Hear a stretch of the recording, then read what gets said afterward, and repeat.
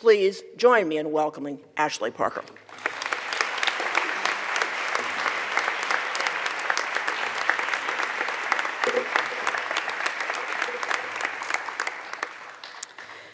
Dean Deli Carpini, Kathleen Hall Jamieson, proud parents, ANSI siblings, Annenberg class of 2018, and everyone else, congratulations.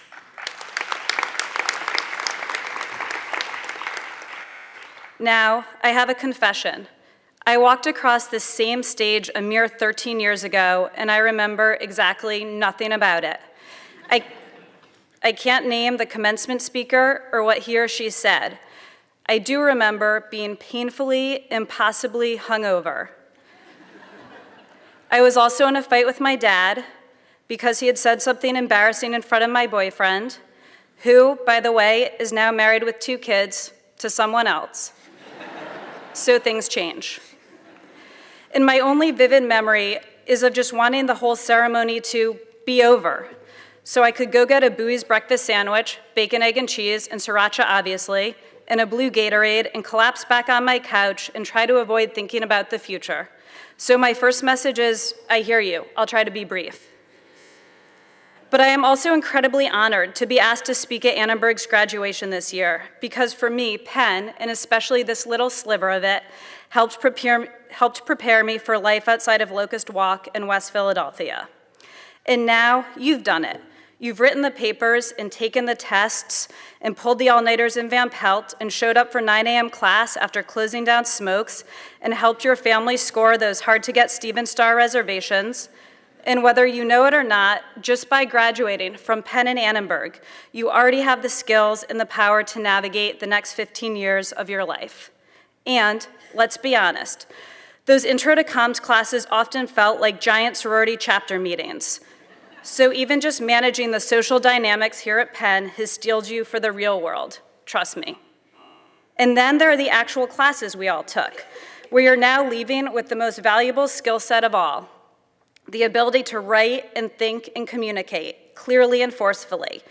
And if you're like me, maybe even with some sources. Kathleen Hall Jamieson, whose classes I always looked forward to, even though they were Friday afternoons at the worst possible time, is now the go-to expert I call whenever I need a smart analysis of something a politician has said. John Huntsman once helped me with an article after I cold called him and introduced myself by saying, "Hi, before you hang up on me, I just wanted to say I went to Penn and I really, really, really enjoyed studying in your hall."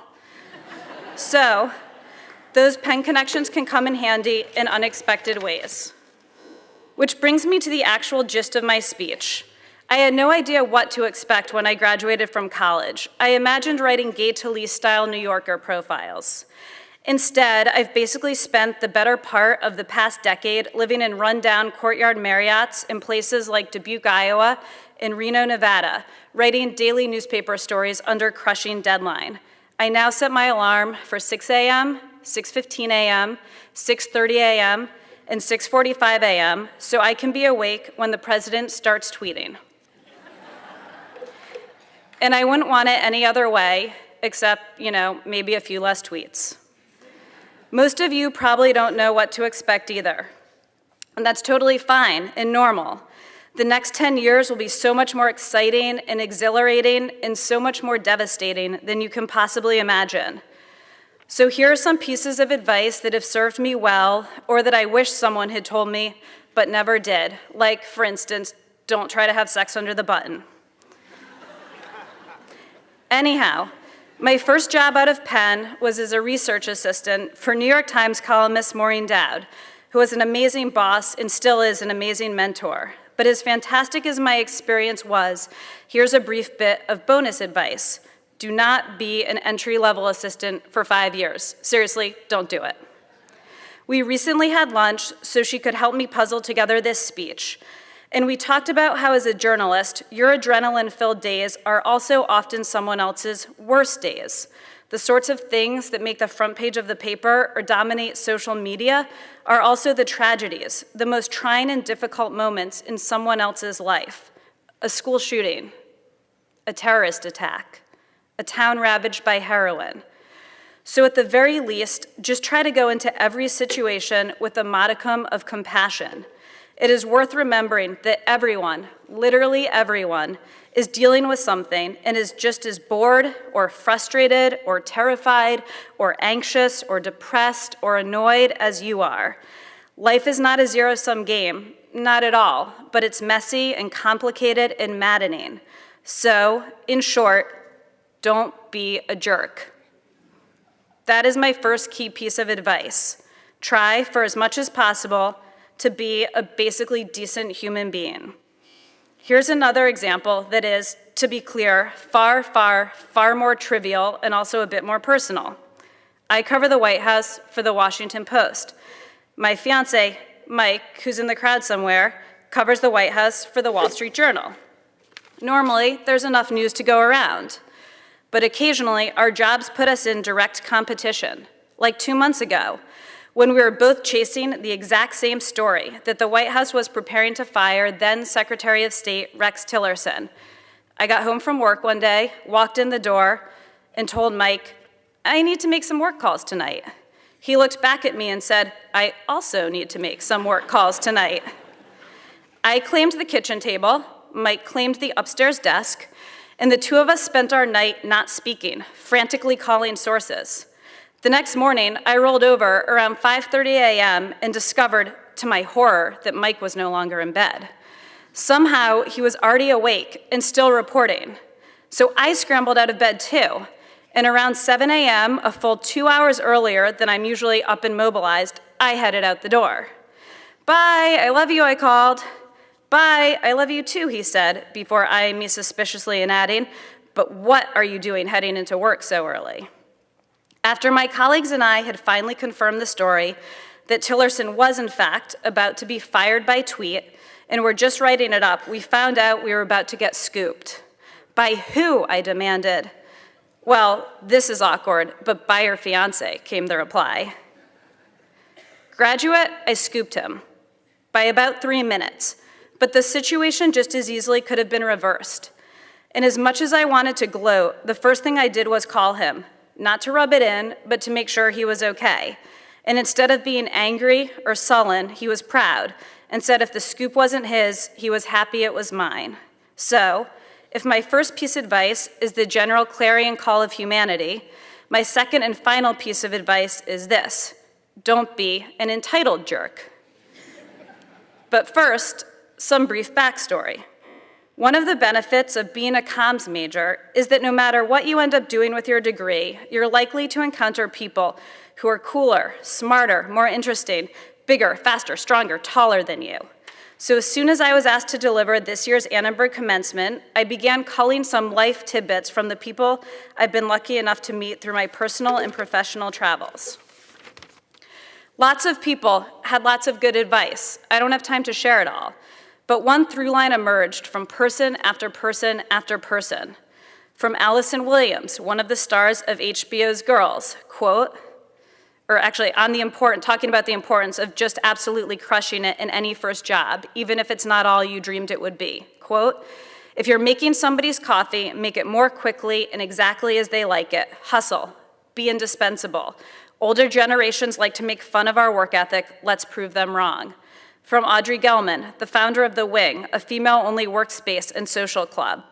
Be the first in each morning and the last out at night. Millennials and Generation Z get a bad rap for their work ethic, or lack thereof, so prove them wrong. Managers always note who has arrived in the office before they have and who doesn't head for the door the second the clock chimes 6. And from all the guys at Pod Save America, don't think you're above menial crap. And it's true. You're graduating today from Penn, one of the best schools in the country, with a degree in communications and possibly even a second or third major. You have reason to be proud and confident and eager to take on the world, and you should. But use that confidence to also be humble and hardworking. Earn the respect you think you deserve. I know this makes me sound like the impossibly old person at the party, the one who wants to remind you that back when I started at Penn, fresh grocer didn't even exist. But I have been a lowly assistant, and I have worked with other lowly assistants.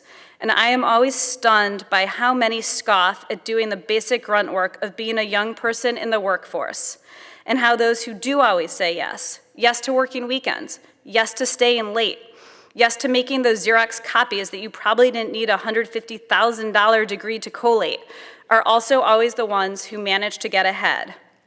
Here is a wildly abbreviated list of some of the things I have done in my 13 years as a professional journalist. I have booked my boss and I non-refundable, non-changeable flights to Paris for the wrong date. And then led us to the wrong airport to catch our flight that had, in fact, departed 3 days prior. And then I've scrambled to fix it. I have gotten a call from an editor close to midnight telling me to hop on the first flight out to Tulsa, Oklahoma the next morning at 5 a.m., and I have done it. I have stood for 9 straight hours on a windy street corner in frigid temperatures, staking out the home of a government official without breaking for food, water, or even to use the bathroom. And I have served drinks, cocktail style, to my colleagues at a party where the editors were too cheap to hire wait staff and instead asked all of the young female news assistants to do it. This one, in retrospect, I wish I had declined since it was actually a highly sexist request. And on and on and on. I'd like to think I'm smart and a good writer and a tenacious reporter. And maybe on my best days, I am some combination of those things. But really, I'm a hard worker, which isn't sexy or glamorous or even always all that fun. But how hard I work is the one thing I can always control, and more importantly, the one thing you can always control. And just being the person who always says yes without complaining is also how I managed to stand out for opportunities in a city full of talented writers and reporters. It also meant that whenever I got a shot, I was prepared. And even when I wasn't sure I could handle the assignment or the deadline or the pressure, I was certain of one thing, that I could work hard enough to compensate for any other deficiencies, and that gave me the confidence to take risks, like saying yes to a commencement address where I really had no obvious advice to impart. So, in sum, be willing to say yes, work hard, pay your dues, and also just be a generally good person. And with that, I look forward to one day writing about all the exciting things you will do, and congratulations to the Annenberg class of 2018.